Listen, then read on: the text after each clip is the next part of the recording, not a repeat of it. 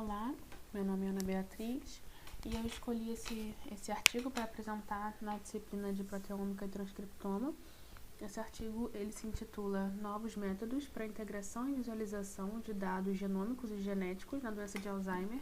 Foi publicado em 2019 na revista Alzheimer e Demência, cujo tem um fator de impacto de 17,27.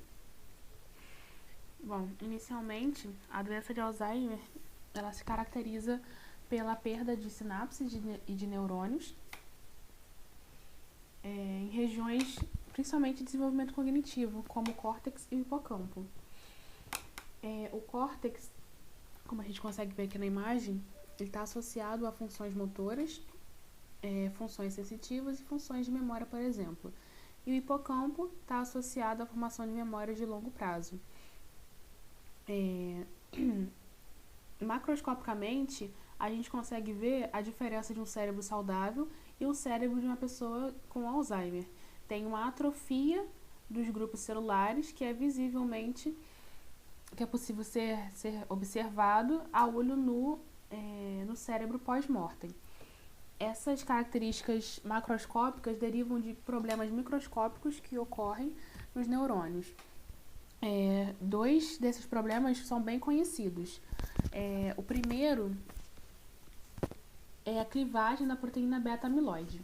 Bom, a proteína percussora beta-amiloide é essa laranjinha aqui, que fica presente na membrana celular dos neurônios e que é clivada normalmente por duas proteínas.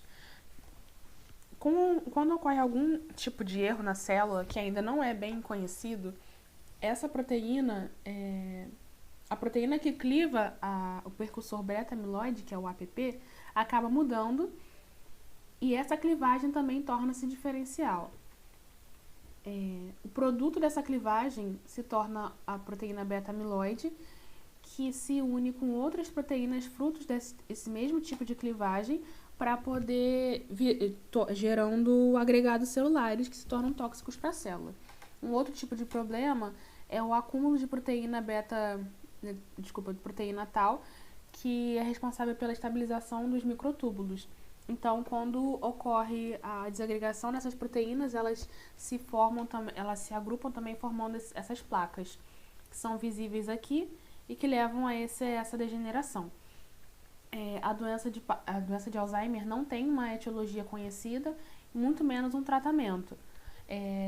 Dessa forma, novas metodologias e novas formas de estudo são muito bem-vindas, estão sendo cada vez mais traçadas novas metodologias, né, para tentar descobrir uma forma de conter a progressão dessa doença, uma vez que é a primeira doença neurodegenerativa que mais mata no mundo inteiro.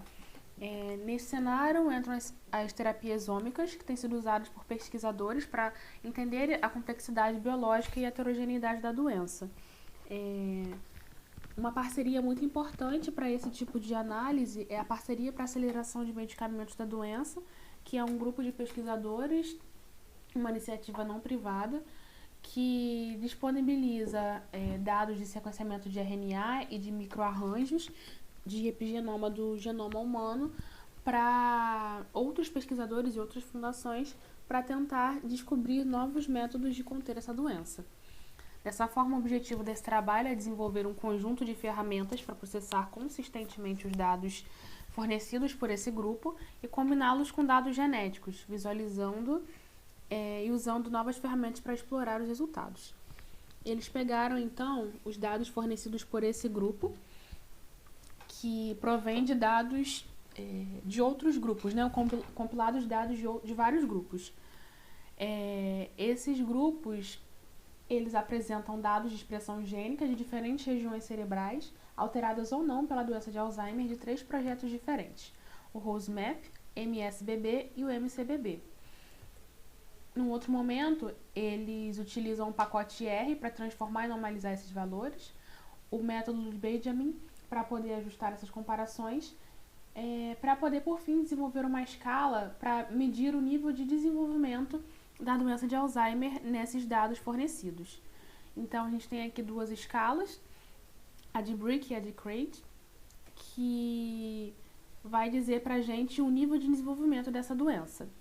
Baseado nessas duas escalas, os autores criaram uma terceira escala para poder ver o nível de progressão da doença também. Então, aqui a gente vai ter um score de diagnóstico composto final, que vai ser chamado de CPDX, determinado pela combinação, então,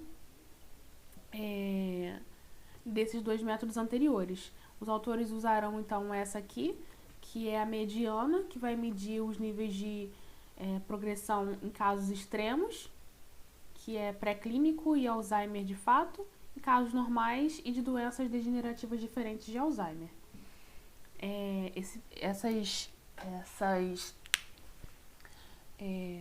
Esses dados também foram agrupados com dados de polimorfismo de nucleotídeo único para poder comparar com os dados anteriormente fornecidos a partir de análise de meta-análise, né?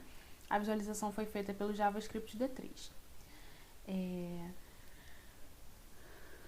Os resultados foram analisados e foram agrupados por valores que tinham mais níveis de genes expressos diferenciados para a doença de Alzheimer.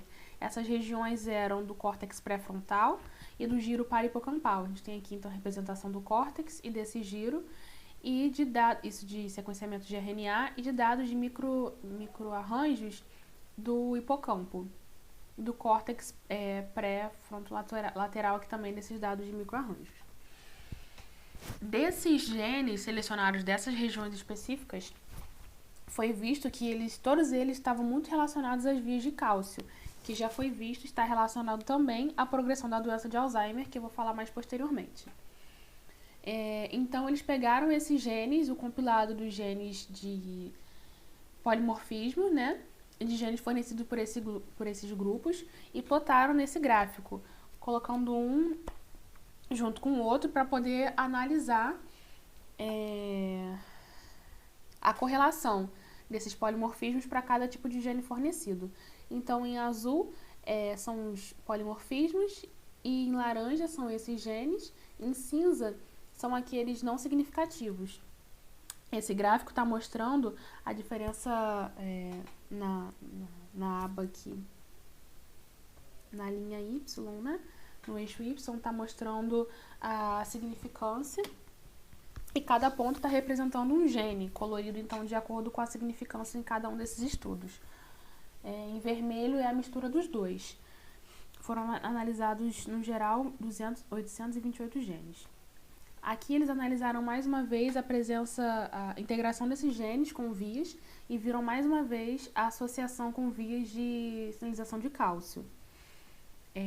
A via de sinalização de cálcio, ela está muito relacionada à doença de Alzheimer, uma vez que quando ocorre algum erro na célula, o cálcio acaba gerando um influxo para a célula, e esse influxo, ele pode gerar estresse oxidativo e mecanismos que levam à interrupção da homeostase. Isso pode acabar aumentando a progressão da morte dos neurônios, aumentando então a progressão da doença de Alzheimer. Eles fizeram também a criação de uma rede de interação proteína-proteína para ver qual seria o tipo de via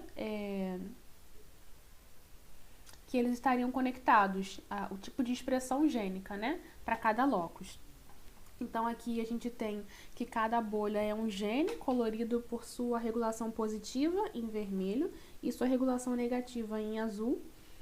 Apenas 10 genes regulam positivamente a via de cálcio na doença de Alzheimer, e o que mais regula é esse aqui, o ITPKB, que foi anteriormente mostrado em trabalhos anteriores, apresentado como regulador positivo em modelos da doença de Alzheimer, em camundongos e em cérebros humanos. E agrava aquelas características microscópicas que eu mostrei para vocês inicialmente, da proteína beta-amiloide e da proteína tau. Aqui eles focam um pouco mais na regulação negativa desses dois genes que estão associados aos fatores hereditários da doença de Alzheimer. O gene TOM40 ele vai interagir com o canal aniônico de voltagem dependente e vai estar associado à codificação de uma proteína embutida nas membranas externas da mitocôndria, associar ao transporte, então, para essa organela. Já o outro gene, PTK2B, ele vai estar associado à sinalização do cálcio e codificar uma tirosina quinase no citoplasma, que também vai estar envolvida na indução dos canais iônicos de cálcio. O cálcio também vai estar relacionado à ativação de outras proteínas, como a calcileurina, que é uma serina proteína fosfatase, que vai estar promovendo a neurodegeneração também. Isso foi visto em estudos anteriores, utilizando camundongos, genes de hipocampo, viram que a calcileurina ativa estava influenciando em processos neurodegenerativos. Nesse trabalho, eles pegaram a rede de 112 genes do córtex pré-frontal, que regulam principalmente de forma negativa essa via. E analisaram na figura seguinte, que eu já vou mostrar, que os genes têm uma associação com a via, e são todos a via de calcileurina e a via de cálcio, né? Que são esses, principalmente esses 3 genes aqui, em mais escuro, que são genes ou de membrana ou genes de proteína extracelular, que segundo os autores, isso sugere um papel dessas mutações na homeostase do cálcio na via de calcileurina. Finalizando a discussão, eles falam que a combinação de métodos analíticos e de visualização para permitir a investigação de extensos dados genéticos e ômicos é um caminho muito promissor, né? Como eles mostraram aqui, a sinalização da via de cálcio, da calcileurina, ativa a patogênese da doença de Alzheimer a partir dessas metodologias in silico. Eles falam também que, embora esses fatores já tenham sido demonstrados em camundongos, nunca tinha sido demonstrado em humanos, uma vez que tem essa grande dificuldade de se obter cérebros pós-mortem,